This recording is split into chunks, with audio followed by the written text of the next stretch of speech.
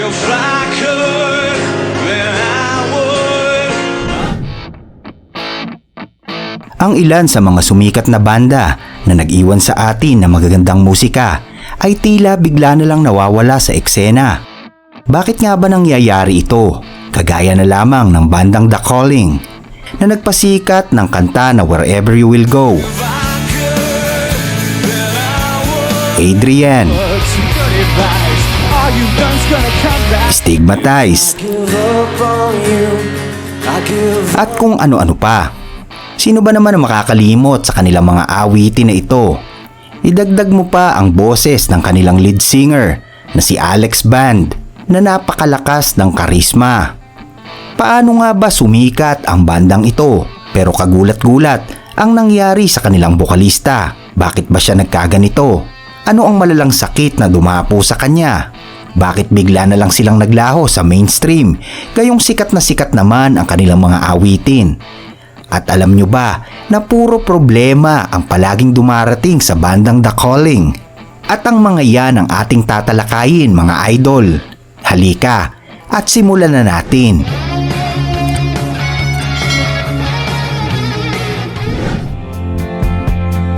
Umpisahan natin ang kwento ng bandang The Calling sa gitarista nilang si Aaron Camin na noon ay nagpaplanong magbuo ng sariling grupo.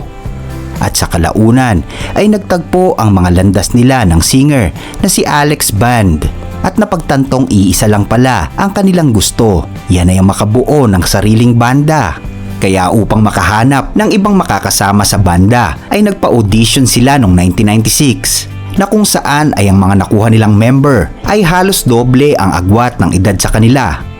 Dahil dito ay tinawag nila ang kanilang grupo na may generation gaps. Pero pinalitan din nila ito sa tawag na Next Door. Noong naging maayos na ang kanilang tugtugan na nahahawig naman sa musika tulad ng Third Eye Blind at ng bandang Matchbox 20, nagdesisyon na ang buong grupo na bumuo ng ilang mga original songs. At sa tuwing may mabubuo silang kanta, palagi nila itong ipinapasa bilang demo songs sa record producer ng RCA Records na si Ron Fair na noon ay kapitbahay lamang ni Alex Band. Humanga ito sa kanilang dedikasyon at binigyan sila ng pagkakataon noong 1999 na bibigyan ng kontrata kung makakagawa sila ng maraming kanta. Dito na nga nagpalit ng pangalan ng kanilang banda at tinawag nila itong The Calling.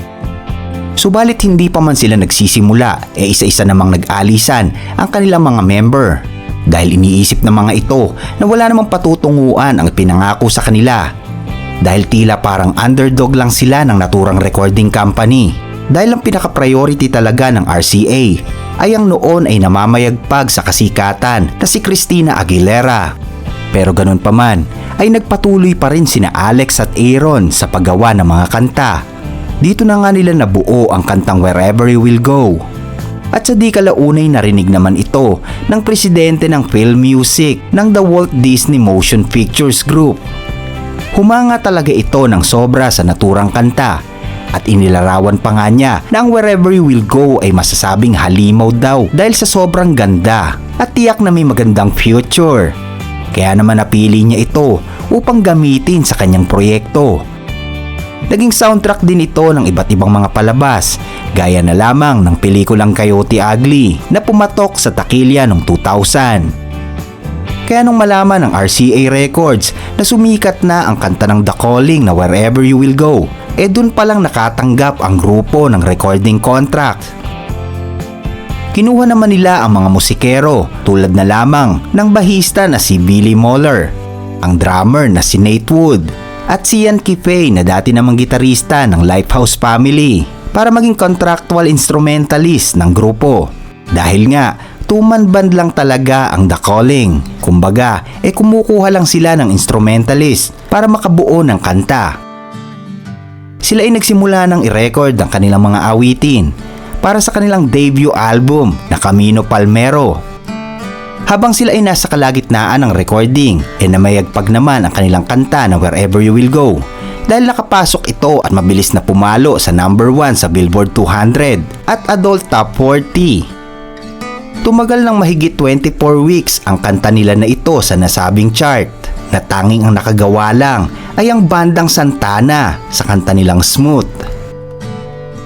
Nagbunga ang dedikasyon ng banda dahil bumenta ang kanilang album ng 20 million copies sa buong mundo. Itinanghal naman na number 1 of the decade at number 3 of adult song of all time ng Billboard magazine ang kanta nilang Wherever You Will Go. Pero sa kalagitnaan ng kasikatan ng The Calling, nagkaproblema naman sila sa ilang mga miyembro nang mag-quit ang mga ito dahil nga sa pagiging two-man band ng grupo, hindi naging patas ang naging hatian ng kinikita ng banda. Dahil syempre, mas malaki ang parte ng pera nila Alex Band at Aaron Camin. Dahil dito ay hindi talaga naging solido ang relasyon ng grupo.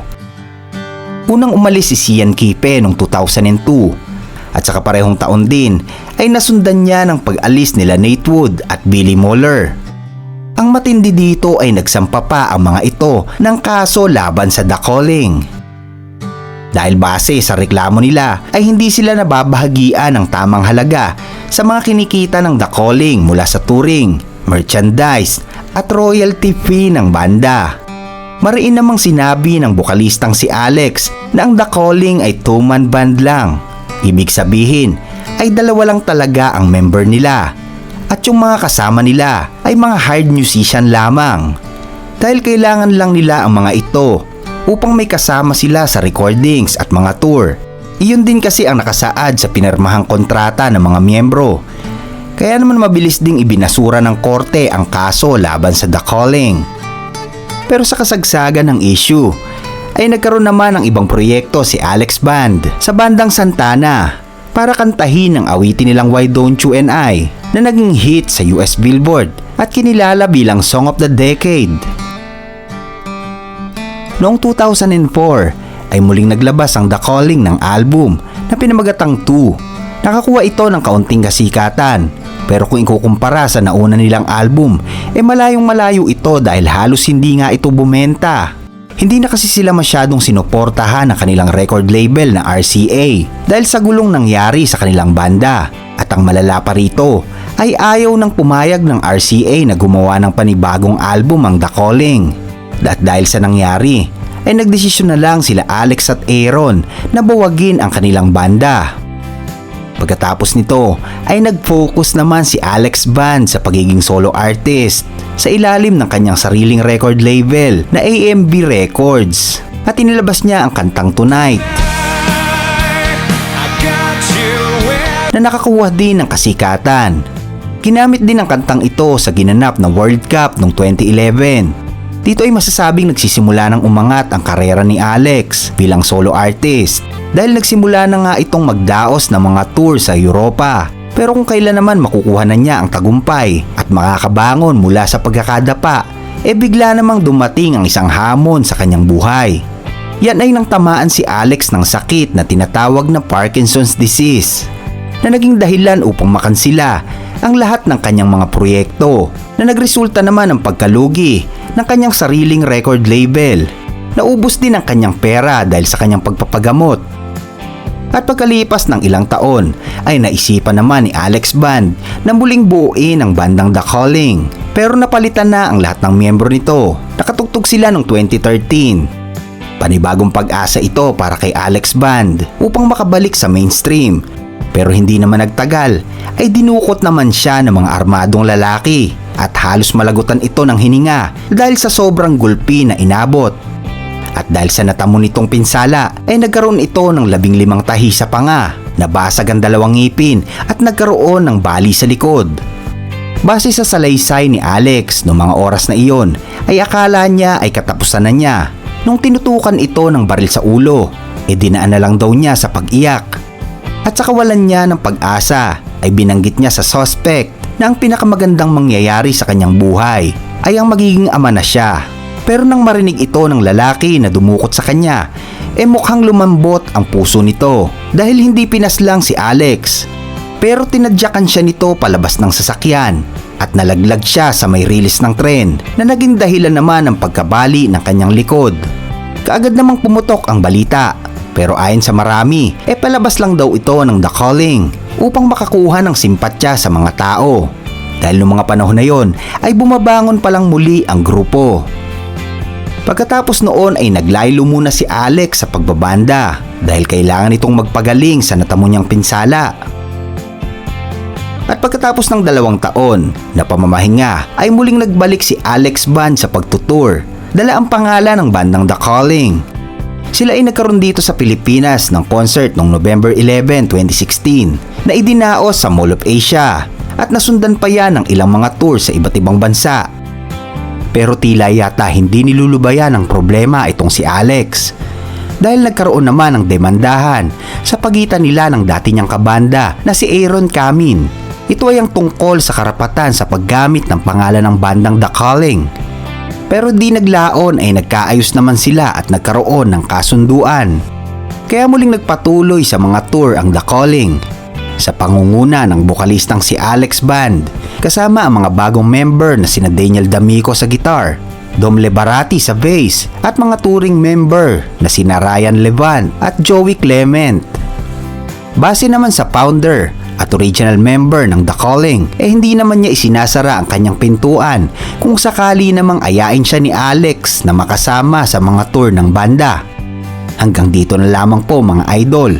Maraming salamat po sa inyong pakikinig.